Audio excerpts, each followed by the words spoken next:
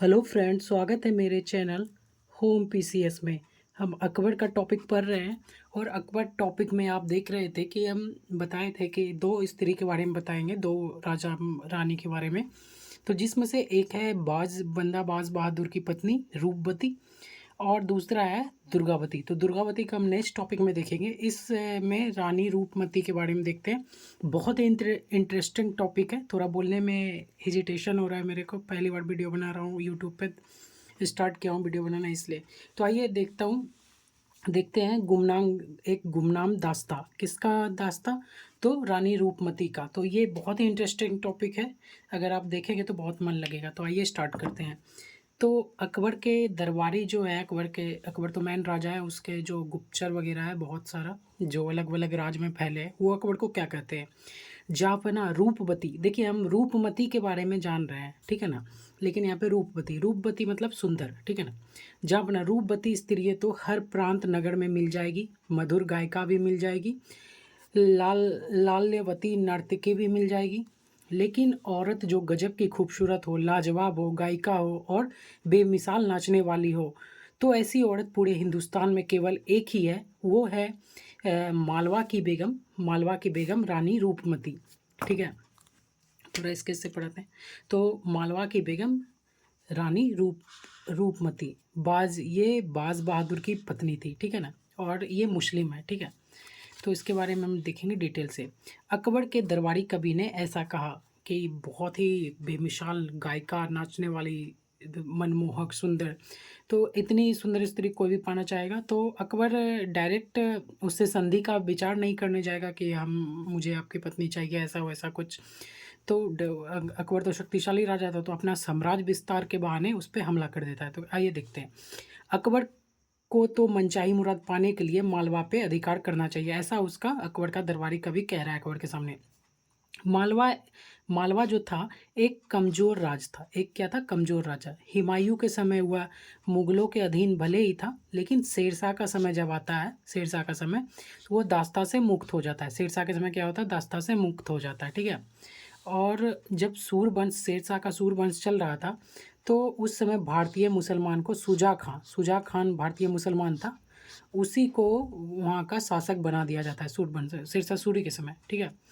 और शुजा खां का पुत्र रहता है बाज बहादुर, और इसकी पत्नी का नाम रहता है रानी रूपमती। तो ज़्यादा सुंदर होने के कारण रानी रूपमती, उसके राज पे अधिकार होता है, हमला होता है और कब्जा होता है। देखिए, मालवा जो था वो दिल्ली, उत्तर में दिल्ली, दक्षिण से गोंडवाना और इधर पश्चिम से मेवाड़, गुजरात और पूरब से कलिंजर और खानदेश से घिरा हुआ था। इतने राज्य से घिरे होने के कारण, शक्तिशाली राज्यों से घिरे घिरे होने के कारण क्या हुआ, ये मालवा अपना साम्राज्य विस्तार ना कर सका, और कमज़ोर भी था, तो साम्राज्य विस्तार कहाँ से करेगा, और शक्तिशाली राज्य से घिरा हुआ है। दक्षिण में जो गोंडवाना, यहाँ की रानी थी दुर्गावती। रानी दुर्गावती बहुत ही शक्तिशाली रानी दुर्गावती है। इसके बारे में कहानी सुनेंगे, इस पर भी अकबर हमला करता है। ये रानी दुर्गावती जो था, मालवा को युद्ध में कई बार हरा चुकी थी। मालवा को बहुत बार युद्ध में हरा चुका था रानी दुर्गावती, ठीक है। अतः राज्य विस्तार करने का आशा त्याग चुका था। कौन? मालवा जो है अपना राज्य विस्तार करने का आशा त्याग चुका था। वह नाचने गाने में मस्त रहा करता था, लेकिन मालवा में बहुत ज़्यादा सुंदर स्त्रियां रहा करती थी, और मतलब उसका काम ही था सुंदर स्त्रियों को इकट्ठा करना, नाचने गाने में मग्न करना। तो ऑटोमेटिक सारा देश, जो शक्तिशाली राजा है उस पर, अगर हरामी राजा है तो उस पर नज़र जाएगा ही जाएगा। अभी भी ऐसा होता है, ठीक है। तो देखिए क्या होता है। उसका हरम सुंदर नाचने गाने वाली स्त्रियों से भरा पड़ा था। किसका? मालवा बाज बहादुर का सुंदर स्त्रियों से, नाचने गाने वाले से भरा पड़ा था। देश उपजाऊ था, अतः धन दौलत की कमी नहीं थी। धन दौलत की भी कमी नहीं है मालवा में, तो कुछ का कमी नहीं है, तो बेफिक्र है। लेकिन देखिए नज़र क्या लगेगा, यदि अकबर एक संदेश भिजवा देता, तो बाज बहादुर जो है तुरंत दास्ता स्वीकार कर लेता। अकबर अगर संदेश भिजवाता कि तुम मेरा दास्ता स्वीकार करो, मेरे अंडर रहो, तो वो तुरंत स्वीकार कर लेता। लेकिन ऐसा अधीनता में धन दौलत हाथी घोड़ा मांगे जा सकते थे, किंतु हरम की औरतें नहीं। देखिए, ऐसा जब भी कोई संधि का प्रस्ताव आता है, ठीक है ना, तो उसमें क्या होता है कि आप अपना धन दौलत हमें दे दो और अपना राज्य भी हमें दे दो, बस वहाँ का कठपुतली बन के रहो तुम। इतना कह सकता है, लेकिन घर की औरतें, हरम की औरतें को नहीं मांगा जा सकता था। और अकबर ऐसा करता तो थू थू हो जाती अकबर पे, तो ऐसा अकबर करेगा नहीं। अगर ऐसा स्थिति बनती तो उन औरतों को हलाल कर दिया जाता, ठीक है ना। अगर मुस्लिम में ऐसा क्या होता है कि अगर उसके घर की औरतों से मांगा जाता है, उसके घर की औरतों को दूसरे राज्य में, मतलब राजा, तो घर के लोग ही उसे काट काट देते हैं, मार डालते हैं। तो ठीक है, तो आगे देखते हैं। अकबर ने साम्राज्य विस्तार बहाने बिना किसी पूर्व सूचना के मालवा पर चढ़ाई कर दिया कि हम साम्राज्य विस्तार करेंगे, इसलिए मालवा मालवा पे चढ़ाई कर दिया। कौन? अकबर। सेना की जो कमान है अपनी धाई माँ, अकबर की जो धाई माँ थी महामंगा, उसका पुत्र था आदम खां। तो आदम खां अकबर का चाचा लगता था, ठीक है। तो धा हाँ, आदम खां, आदम खां को दे दिया। और आदम खां के साथ एक और व्यक्ति था, मुल्ला पीर मोहम्मद। मैंने बताया पहले भी अकबर पार्ट में, ठीक है ना। मुल्ला पीर मोहम्मद को सहयोगी बना दिया। बहुत ही बेकार आदमी था मुल्ला पीर मोहम्मद, मतलब इस थोड़ा सा दया भी नहीं था इसके दिल में। और एक तरफ से जब काटना स्टार्ट करता था इंसान को, कत्लेआम मचा देता था। इन दोनों मिलकर सारंगपुर पे हमला कर दिया। यहाँ पे सारंगपुर होगा, सारंगपुर कहाँ पे? तो मालवा में, बीच मालवा में, ठीक है ना। सारंगपुर पे मतलब मालवा पे हमला कर दिया। बाज बहादुर क्या किया? बाज बहादुर ने अपने थोड़े से सैनिक इकट्ठे किए, किंतु वह परिणाम जानता था। छोटा मोटा सैनिक था और जानता था कि मेरा परिणाम क्या होने वाला है, हम युद्ध लड़ नहीं सकते, पीठ दिखा के भाग भी तो नहीं सकता है, लेकिन युद्ध लड़ना पड़ा।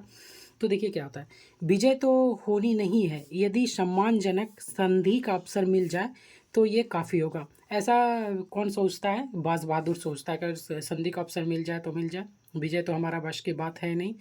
तो उसके बाद क्या होता है, देखिए देखिए संधि का अवसर मिल जाए तो अगर काफ़ी होगा, ऐसा सोचता है बाज बहादुर। और बाज बहादुर जानता था कि हमारी हार निश्चित है। इसमें क्या होता था, अब घर की औरतें तो लड़ने नहीं जाएगी। और देखिए जौहर, मुस्लिम में क्या होता है, जब भी जौहर होगा तो हिंदू में होगा, मुस्लिम में जौहर नहीं होगा। जौहर में क्या होता है, खुद जहर खा के आग में जल जाता है, या बिना जहर खाए आग में कूद जाती है घर की औरतें। तो ऐसा मुस्लिम में नहीं होता। अगर मुस्लिम में अगर जौहर कोई करता है तो उसे नर्क माना जाता है, मतलब कोई करता है तो वो नर्क के समान उसके माना जाता है कि नर्क में एकदम गया होगा, ऐसा कर नहीं बोलते। तो मुस्लिम में जौहर नहीं होता। तो जब जौहर नहीं होगा तो घर की औरतें को बचाएगा कैसे? तो इसलिए जौहर जौहर की प्रथा जो है सिर्फ हिंदू में होती है। इसलिए क्या किया बाज बहादुर ने, क्या किया, अपेक्षा अपनी बेगमों को हरम में कत्ल करने का आदेश दे दिया। कि अगर बोला है, मतलब सैनिक लोग को आदेश दे दिया कि अगर हम युद्ध में हार जाते हैं तो जितने भी हरम दल की औरतें हैं सबका सिर को धड़ से अलग कर दिया जाएगा। और औरतें भी तैयार थी घर की कि हमारे सैनिक ही हमें कत्ल कर दिया जाएगा, दूसरे के हाथ नहीं लगने दिया जाएगा। और पिल्ला सॉरी मुल्ला पीर मोहम्मद एकदम खतरनाक व्यक्ति जो भी कत्लेआम मचाएगा। तो बेगमों को कत्ल करने का आदेश दे दिया। किसने? बाज बहादुर ने अपने ही सैनिकों को। 29 मार्च 1561, जगह सारंगपुर। सारंगपुर कहाँ पे है? तो यूपी में पड़ता है, मालवा वगैरह यूपी में ही है, उज्जैन जहाँ पड़ता है। और गांव कौन था? तो पड़ाना माऊ गांव था। दोनों तरफ की सेना क्या हो गया? आमने सामने हो गया, दोनों तरफ की सेना आमने सामने। यह लड़ाई शेर बकरी की थी। शेर बकरी मतलब समझ रहे हैं कि शेर बकरी पे हमला क्या करेगा तो कितना देर टिकेगा।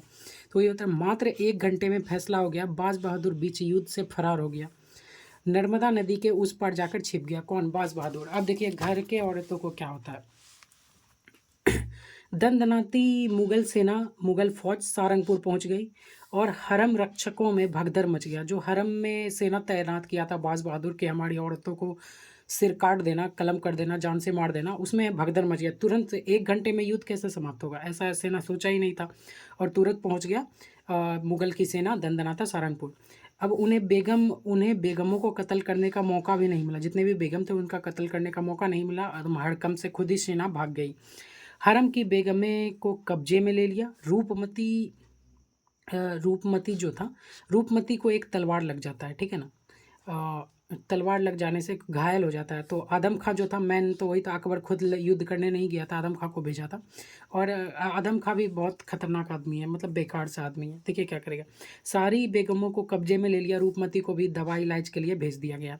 चाहे मुसलमान हो या हिंदू, पुरुषों और बच्चों को बख्श देना चाहिए, मतलब बूढ़े और बच्चे को बख्श देना। यहाँ पे बूढ़े होगा, बोल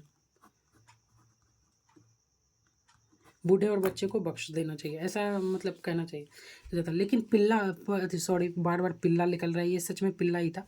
मुल्ला पीर मोहम्मद भेड़ बकरियों की तरह काटना शुरू कर दिया। बूढ़े बच्चे जो भी मिला सबका सिर धड़ से अलग करता गया। प्रसिद्ध इतिहासकार बंदायूनी के बारे में सुना होगा आपने, नहीं सुना है तो मैं आपको बताऊंगा इसके बारे में डिटेल से। इस घटना का प्रत्यक्षदर्शी था कौन? बंदायूनी। उसने लिखा है कि एक ही स्थान पर इतने अधिक लोगों की कत्ल किया गया कि खून की नदी बह निकली। बंदायूनी ने मुल्ला पीर मोहम्मद से पूछा कि आप इतने लोगों का कत्ल क्यों कर रहे हैं? तो एक ही जवाब दिया मुल्ला पीर मोहम्मद ने कि इतने कैदियों को कहाँ रखूँगा, ऐसा करके कहा। सैयद पैगंबर के वंशज उस समय मुस्लिमों में क्या होता था, जो पैगंबर के वंशज होते थे उसे मतलब खुदा का रूप माना जाता था, मतलब भगवान का बच्चा माना जाता था। लेकिन उसे भी नहीं बख्शा कौन? मुल्ला पीर मोहम्मद। वंशज कौन? विद्वान शेख, पैगंबर के वंशज विद्वान शेख, जिन पर हाथ उठाना भी पाप समझा जाता है, मुल्ला पीर मोहम्मद के आदेश पे मार दिए गए, ठीक है ना। मुल्ला पीर मोहम्मद एक तरफ हत्या पे हत्या किए जा रहा था और आदम खां क्या कर रहा था, घर से सुंदर औरतें को खींच खींच के बाहर में इकट्ठा कर रहा था, ठीक है। वानिक महाजन किसी भी गति के महिलाएं को, मतलब जैसा भी महिलाएं मिल रहा था सबको घसीट घसीट कर महल से इकट्ठा किए जा रहा था, ठीक है। जैसे ही घायल रूपमती को पता चला कि ठीक होते ही उसे अकबर का रखैल बनना पड़ेगा, वो उसने क्या किया, यहाँ पे दिख रहा है आपको जैसे ही घायल रूपमती को पता चला कि उसे ठीक होते ही उसे अकबर का रखैल बनना पड़ेगा, उसने अपनी हीरे की अंगूठी खाकर अपनी जान दे दी। तो रूपमती का कहानी तो द एंड हो गया। अब युद्ध अकबर लड़ किस लिए रहा था? तो रूपमती के लिए लड़ रहा था, लेकिन रूपमती यहाँ पे क्या हो गया, द एंड हो गया। अब आदम खां ने पहले सोचा था क्या कि रूपमती अगर ठीक हो जाता है तो मैं इसके साथ मतलब रात बिताऊंगा, उसके बाद अकबर को दूंगा, ऐसा आदम का सोच रखता है। लेकिन उससे पहले, ठीक होने से पहले ही रूपमती अपनी जान दे देता है। लेकिन आदम खां बहुत ही क्रूर शासक था। शासक क्या, एक तो मालवा दे दिया था अकबर ने उसे, और बहुत हत्याएं बलात्कार जो भी है करता है। देखिए क्या होता है, अब देखिए स्टोरी सुनिए। रूपमती की मृत्यु के पश्चात आदम खां अपनी जो आदम खां क्या कहता है, बच्ची अपनी नहीं, आदम खां बच्ची कन्या औरतों से खुद भोग विलास करने लगता है, बलात्कार करने लगता है। अकबर को जाने अनजाने में यह बात पता लग गया कि जब मालवा विजय करने के बाद भी वहाँ पे आदम खां बहुत ही क्रूरपन कर रहा है औरतों को के साथ। तो अकबर आगरा से अपनी फौज लेकर मालवा की ओर चल पड़ा, ठीक है ना, चल पड़ा। इधर महामंगा को भी अपनी पुत्र की क्रूर करतूत के बारे में पता लग गया। महामंगा का पुत्र था आदम खां, वो भी अकबर के पीछे सेना लेके चल पड़ा। आदम खां को बचाने के लिए आदम खां ने जिन 2 लड़कियों के साथ रातें बिताया था, बलात्कार किया था, उन 2 लड़कियों को महामंगा ने मरवा दिया, पहले जाके मरवा दिया किसी ने। बहुत ही चतुर महिला थी महामंगा के बारे में मैंने आपको बताया, बहुत सारे वंश देखे थे, और जो होता है ना ज्ञानी चतुर एकदम, बहुत वही था। और जो बच्ची औरतें लड़कियां थी जो जिसके साथ क्रूरता किया था आदम खां ने, उसे ये बहुत धमकाया और बोला कि ये बात अकबर को पता चला तो उसको सिर धड़ से अलग कर दिया जाएगा। मतलब धमकी दिया लड़की और बच्चे औरतों को कि अकबर से राजा को नहीं पता चलना चाहिए, नहीं तो सिर कटवा देंगे, और कटवा देगी। और अकबर को कुछ भी पता नहीं चला, ऐसे कर देगा तो अकबर को कहाँ से पता चलेगा। अकबर क्या होता है, अकबर देखिए, जिस स्त्री को पाना था वह तो मर गई, जिस स्त्री को पाना था अकबर मर गई। जब से ही मालवा पहुंचता है पता चलता है कि रूपमती का कहानी द एंड हो गया, ठीक है। और तब अकबर को तो रूपमती ही चाहिए था, देखा भी नहीं और मर गया। गुस्से में आके अकबर क्या करता है, पीर मोहम्मद को कहता है कि पूरा मालवा फतह करो, पूरा मालवा को जीत लो, आदेश दे देता है। इतना बड़बड़ इंसान था पीर मोहम्मद, इतना बड़बड़ था कि पूरा का पूरा गांव एक तरफ से काटना शुरू कर दिया, और पूरा का पूरा गांव एक तरफ से काटना शुरू कर दिया। और बाज बहादुर को ढूंढते ढूंढते पता चला कि नर्मदा नदी के किनारे नीमान में छुपकर बैठा है कौन, बाज बहादुर। ये पीर मोहम्मद को पता चल गया, ठीक है। अब पीर मोहम्मद चल पड़ा कहाँ, नर्मदा नदी की ओर। सेना का आदेश दिया कि उस पार जाने का। देखिए उस पार बाज बहादुर है, ये बीच में नर्मदा नदी है, बरसात का समय था और नदी था उफान पे, ठीक है। इस पार बाज बहादुर और पीर मोहम्मद इस पार, तो उस पार कैसे जाएगा, नदी उफान पे है। तो सेना को आदेश दिया कि कैसे भी उस पार करो। मतलब पीर मोहम्मद जो मन में ठान लेता था ना वो करना चाहता था, अगर उसकी जान क्यों न चली जाए, तो ऐसा सोचता था पीर मोहम्मद। तो देखिए स्टोरी यहाँ पे सुनिए, स्टोरी क्या होता है। बाज बहादुर ने मरने से अच्छा नदी में कूदना बेहतर समझा कि मतलब कि अगर उस सेना उस पार जाएगा तो बाज बहादुर का को तो मार ही देगा, लेकिन मरने से अच्छा क्या सोचा कि मैं नदी में कूद जाता हूँ और कूद के शायद मेरी जान बच जाए तो बच जाए, तो कूदना बेहतर समझा, नदी में कूद गया। और इधर पीर मोहम्मद जब उसको देखा तो वो भी नदी में कूद गया, घोड़े सहित पीर मोहम्मद नदी में कूद गया, घोड़ा छोड़ के। घोड़ा अलग कूदा, घोड़ा साथ कूदा लेकिन घोड़ा से हट गया, ठीक है।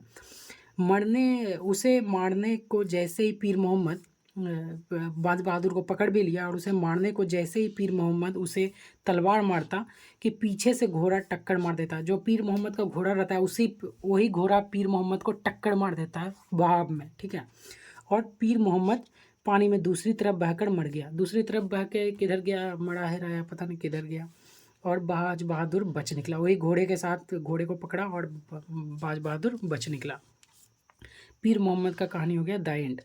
जब रानी की मौत अकबर की खबर अकबर तक पहुंची